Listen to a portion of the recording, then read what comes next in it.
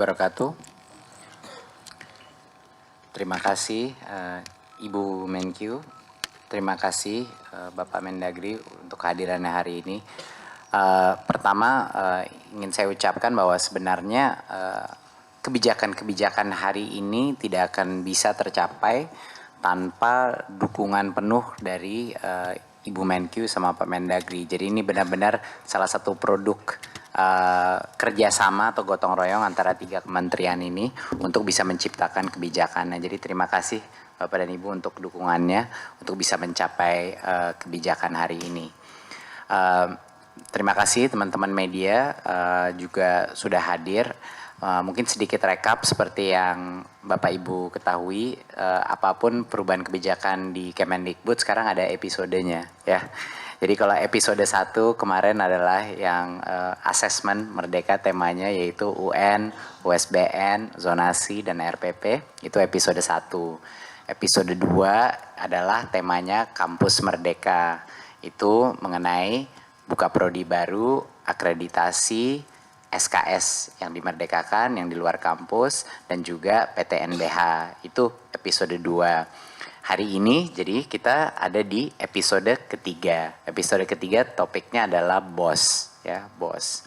BOS itu sebenarnya uang pendanaan untuk sekolah yang digunakan untuk berbagai macam administrasi sekolah, alat-alat pembelajaran, bahkan pembayaran honor. Jadi dari sinilah guru honorer itu dibiayai, pengembangan perpustakaan, sarana, prasarana, tenaga pendidik, dan lain-lain. Nah, jadinya sebenarnya di luar BOS itu yang nggak ada di sini yang besar itu contohnya adalah gaji guru PNS itu melalui DAU ya, sekedar untuk pengenalan aja. Itulah perbedaannya kenapa dana BOS dan dana-dana yang lain. DAK fisik satu lagi adalah untuk bangun-bangun gedung baru, renovasi, rehab, itu DAK fisik ya. Jadi BOS adalah untuk itu. Sekarang uang BOS itu sebelumnya di tahun 2019 itu ditransfer langsung dari Kementerian Keuangan kepada dinas kepada pemerintah provinsi ya, di rekening kas umum daerah ARKUAD pemerintah provinsi. Baru dari situ ditransfer ke masing-masing sekolah. Dan di tahun sebelumnya di tahun 2019 ada beberapa aturan-aturannya seperti pembayaran honor, yaitu untuk guru honorer dibatasi untuk sekolah negeri hanya 15% dari total BOS, dan dimaksimalkan untuk sekolah swasta 30% maksimal yang bisa digunakan untuk guru honorer. Ini salah satu contoh-contoh pembatasannya. Dan yang kedua ada juga pembatasan maksimal 20% dari dana BOS itu yang boleh digunakan untuk pembelian buku-buku textbook dan beberapa peralatan-peralatan kurikulum lainnya ya. Berikutnya. Nah, apa jadi masalah yang dihadapi sekolah-sekolah kita? Nah, setelah berbicara dengan banyak sekali kepala sekolah, banyak sekali guru, banyak sekali kepala dinas, mulai kelihatan ada beberapa pola-pola isu yang dihadapi di lapangan ya. Karena mulai dari sekarang Kemendikbud itu ingin benar-benar fokus kepada end user kita, yaitu sekolah-sekolah ya, sekolah-sekolah kita. Jadi semua permasalahan yang mereka ajukan ke kita itu ingin kita hadapi, ingin kita berikan penyesuaian, penyempurnaan. Yang pertama adalah terjadi di awal tahun sering sekali terlambat menerima BOS. Sering sekali terlambat menerima BOS. Ada yang bisa terlambat sampai 3 bulan, 4 bulan, bahkan ada yang lebih lagi dari itu. Apa dampaknya kepada sekolah? Sekolah tidak punya uang untuk biaya operasional. Jadi apa yang terjadi pada saat ini, tentunya operasi harus terus berjalan kan, biaya operasional harus terus berjalan. Jadinya banyaknya kepala sekolah yang terpaksa menalangi biaya operasional sekolah mereka. Ini ceritanya luar biasa, macam-macam. Ada cerita-cerita kepala sekolah bahkan guru yang menggadaikan motornya, yang menggadaikan barang-barang pribadinya untuk bisa menalangi biaya operasional. Ada cerita-cerita bahwa kepala sekolah harus duduk sama semua orang tua murid untuk minjam uang untuk biaya operasional karena memang tidak ada. Nah, karena ini sifatnya administratifnya makan waktu dan makan lama, dan karena uangnya itu tidak langsung. Dan ini sangat mengganggu proses pembelajaran siswanya karena guru-gurunya dan kepala sekolahnya sibuk untuk mencari jalan keluar bagaimana bisa mendanai gitu. Kedua, ada beberapa masalah di alokasi penggunaan. Masalahnya adalah kita memberikan satu aturan maksimal minimal alokasi BOS digunakan, itu semuanya kita tidak melihat satu persatu sekolah itu butuh kebutuhannya apa. Dan sebenarnya di setiap sekolah yang bisa mengetahui apa kebutuhan sekolah itu untuk biaya operasionalnya, itu sebenarnya guru-guru dan kepala sekolahnya sendiri. Mereka yang sebenarnya mengenal sekolah itu butuh apa. Sekolah di Papua, sekolah di Jakarta, sekolah di Maluku, semuanya berbeda-beda sekali. Kebutuhan biaya operasional mereka itu sangat berbeda-beda. Sekarang banyak sekali terjadi guru-guru honorer yang sebenarnya mengabdi dan bekerja begitu keras, mereka tidak bisa mendapatkan penghasilan yang layak. Dan salah satu alasannya adalah karena kita tidak memberikan kebebasan untuk kepala sekolah untuk menentukan biaya BOS-nya ini akan dikerahkan di mana. Nah, seperti yang pembatasan maksimal 15% untuk sekolah negeri dan 30%. Kami punya banyak sekali sekolah-sekolah di mana mayoritas daripada gurunya itu sebenarnya guru honorer. Dan seperti di sekolah-sekolah seperti ini, situasinya tidak kondusif untuk melimit segitu kecil untuk bisa digunakan untuk guru honorer. Banyak sekali juga kepala sekolah tidak punya dana yang cukup untuk membiayai tenaga pendidikan.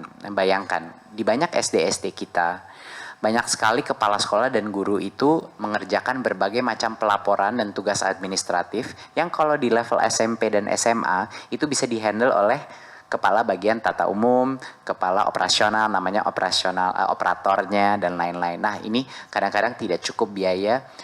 Apa pentingnya tenaga pendidik ini? Bukan guru dia, tapi dia membantu kepala sekolah untuk mengurus semua yang sifatnya administratif, sehingga kepala sekolah itu benar-benar bisa membantu guru-gurunya meningkatkan kualitas pembelajaran di dalam sekolah, membina orang tua dan melakukan peningkatan kapasitas daripada pembelajaran di sekolah tersebut.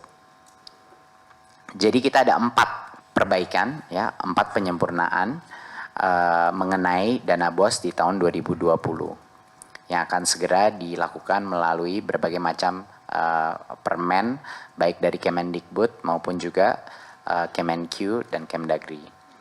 Ya, kita masuk satu persatu. Seperti yang tadi Ibu SMI bilang bahwa penyaluran BOS itu langsung sekarang ke rekening sekolah. Ya, jadi kita akan melakukan transfer secara langsung dari Kemenq langsung ke rekening sekolah. Yang tadinya 4 kali setahun kita ganti menjadi 3 kali setahun sehingga lebih simple, lebih sederhana. Pelaporannya juga lebih sederhana.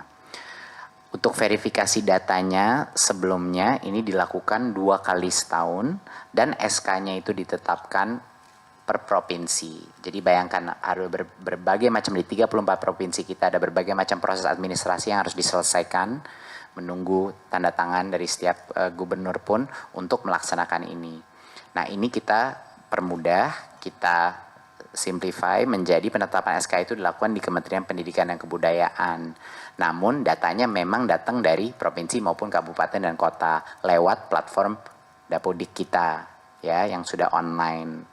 Jadinya setiap tahun, setiap dinas pendidikan, baik di provinsi maupun di daerah kabupaten dan ibu kota, ada 1 kali per tahun yaitu deadline tanggal 31 Agustus untuk memperbaiki data di Dapodiknya. Tapi setelah tanggal itu yang akan digunakan untuk Kementerian Pendidikan Kebudayaan sebagai data finalnya. Jadi cuma sekali ini harus dilakukan, ya. Jadi ini mempercepat proses penerimaan, harapan ke depannya nggak telat lagi diterimanya, dan harapannya adalah mengurangi juga beban administrasi sekolahnya. Karena sekarang transfernya semakin sedikit, proses verifikasinya hanya sekali dalam setahun. Berikutnya. Nah, untuk penggunaan BOS-nya juga diberikan fleksibilitas, ya. Bagaimana kita ingin memberikan kemerdekaan kepada kepala sekolah dan kepada sekolah-sekolah kita untuk menjadi lebih baik kalau kepala sekolahnya tidak diberdayakan untuk memberikan atau menggunakan anggarannya sesuai kebutuhan sekolah itu. seperti yang saya bilang kemarin, kebutuhan setiap sekolah itu sangat berbeda dari satu sekolah ke lainnya. Jadi yang semua restriksi-restriksi sebelumnya itu kita sederhanakan. Untuk 2020 hanya ada satu constraint, satu limit ya, yaitu maksimal 50% daripada dana BOS. Itulah maksimal 50% yang boleh digunakan untuk pembiayaan guru honorer. Ya, ini adalah langkah pertama Kementerian Pendidikan dan Kebudayaan untuk membantu menyejahterakan guru-guru honorer yang memang layak mendapatkan upah yang lebih layak, yang berkinerja dengan baik. Dan satu-satunya orang yang mengetahui siapa guru-guru honorer yang benar-benar mengabdi itu adalah kepala sekolah. Jadi kita berikan kewenangan ini, kita berikan otonomi bagi kepala sekolah untuk menentukan. Jadi yang tadinya cuma 15% daripada dana BOS bisa digunakan, sekarang naik menjadi maksimal 50%. Ini juga memberikan kebebasan menggunakan dalam 50% ini bisa untuk tenaga pendidik, seperti membiayai operator bagi kepala sekolahnya, agar kepala sekolahnya bisa benar-benar berfungsi sebagai pemimpin pembelajaran, bukan pemimpin operasional sekolah. Ya, ini juga penting. Dalam 50% itu bisa digunakan.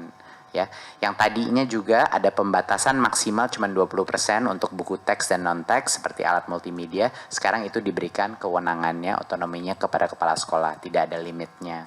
Jadi satu-satunya limit ini adalah maksimal dari persentase dana BOS yang boleh digunakan untuk guru honorer dan tenaga pendidik, itu yang ditingkatkan sampai 50%. Dari luar itu adalah kewenangannya kepala sekolah.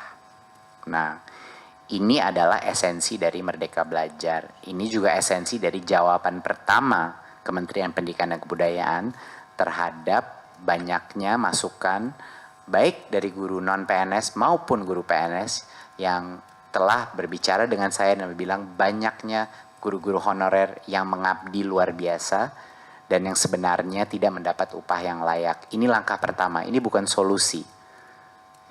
Tapi ini adalah paling tidak langkah pertama untuk meningkatkan kesejahteraan guru honorer. Ya, next. Kabar gembira juga bahwa nilai satuan BOS itu meningkat. Kenapa tadi yang tadi Ibu SMI bilang mengenai peningkatan dari BOS untuk tahun 2020 ini breakdownnya seperti ini, bahwa yang meningkat itu sebenarnya SD satuan harga satuannya untuk SD, SMP dan SMA sudah naik ya untuk tahun ini perubahan dari tahun 2019 ke 2020 ya. Jadi dari total unit cost-nya itu naik ya, jadi akan ditingkatkan. Berikutnya. Nah, tidak berarti bahwa kalau kita memberikan otonomi, kita memberikan fleksibilitas, bukan berarti akuntabilitas dan transparansi tidak menjadi penting, malah menjadi lebih penting. Transparansi dan akuntabilitas menjadi lebih penting.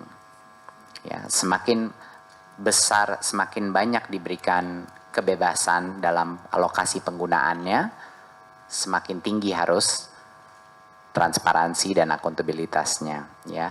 Jadi yang dimana 2019 itu kami hanya menerima sekitar 53% daripada sekolah itu melaporkan melewat sistem online kita penggunaan BOS-nya itu seperti apa yang sampai di Kemendikbud. Mulai 2020 itu adalah suatu kondisi untuk penerimaan. Jadinya kalau misalnya setelah tadi kan kata Ibu Menkyu bahwa kalau kita ada 3 kali penyaluran, kalau Kemendikbud tidak menerima laporan BOS tersebut lewat via online seperti di situ websitenya pada tahap pertama dan kedua, yang ketiga tidak akan ditransfer BOS-nya. Jadinya kita harus ada 100% dari semua sekolah melakukan pelaporan lewat online untuk bisa menerima yang kiriman terakhir, yang ketiga. Ya, ini aturan yang kami perketat sehingga yang tadinya 53% saja yang melapor, kita ingin angka itu sampai 100%. Sekolah pun, masing-masing sekolah harus mempublikasikan penerimaan dan penggunaan dana itu di papan informasi sekolah yang mudah diakses oleh masyarakat. Ini bagian dari kebijakannya. Jadinya bukan hanya kementerian saja yang bisa melihat hasil laporannya, tapi juga masyarakat di sekitar sekolah, komunitas, orang tua bisa melihat dana BOS itu digunakan untuk apa. Ya, ini untuk meningkatkan transparansi. Ya, harapan kami adalah dengan memberikan fleksibilitas dan kebebasan untuk kepala sekolah menentukan apa yang dia ingin biayai, bahwa pelaporannya pun lebih akurat. Apa yang dilaporkan untuk apapun tuh lebih akurat. Jadi kita bisa menganalisa, mengevaluasi, dan melakukan kebijakan lainnya dengan cara yang lebih baik. Berikutnya. Ya, saya kira dari sini saja, dari yang perubahan-perubahan untuk episode ketiga kita kali ini. Ada mungkin beberapa poin terakhir adalah untuk sekedar mengingatkan bahwa kedepannya sebenarnya arah yang kita inginkan untuk dana BOS ini adalah melalui platform teknologi. Ini sangat penting. Kedepannya yang akan kami lakukan juga sedang dalam proses perencanaan itu adalah bagaimana kita bisa menggunakan teknologi untuk meningkatkan transparansi daripada penggunaan dana BOS. Dan teknologi inilah yang akan kami gunakan untuk juga meningkatkan kualitas pengadaan, transparansi pengadaan untuk semua sekolah-sekolah di Indonesia untuk dana BOS-nya. Jadi ke depannya tentunya solusinya yang terbaik itu di teknologi, tapi itu yang sedang dirancang. Jadinya itu mungkin akan makan lebih banyak waktu untuk mendesain, tapi itu yang sedang kami lakukan di Kementerian Pendidikan dan Kebudayaan. Dan yang kedua adalah kami sangat senang juga bahwa dari dana desa pun akan melakukan transfer yang langsung, karena salah satu ambisi dari Kementerian Pendidikan dan Kebudayaan dengan program Kampus Merdeka adalah untuk bisa sebanyak mungkin mahasiswa dengan tim-timnya mereka turun ke desa-desa dan dengan 1 full semester maupun 2 semester bisa melakukan perbaikan infrastruktur, perbaikan kualitas SDM, proyek-proyek di desa untuk mendukung proyek-proyek dana desa untuk meningkatkan kualitas output daripada pendanaan dana desa tersebut dan juga menjadi pembelajaran bagi mereka dan juga penguatan karakter agar mereka tahu seperti apa rakyat Indonesia di desa itu hidup. Jadi ini sangat berkait dan akan sangat relevan sebenarnya untuk penguatan jiwa kepemimpinan mahasiswa-mahasiswa kita. Terima kasih. Assalamualaikum warahmatullahi wabarakatuh.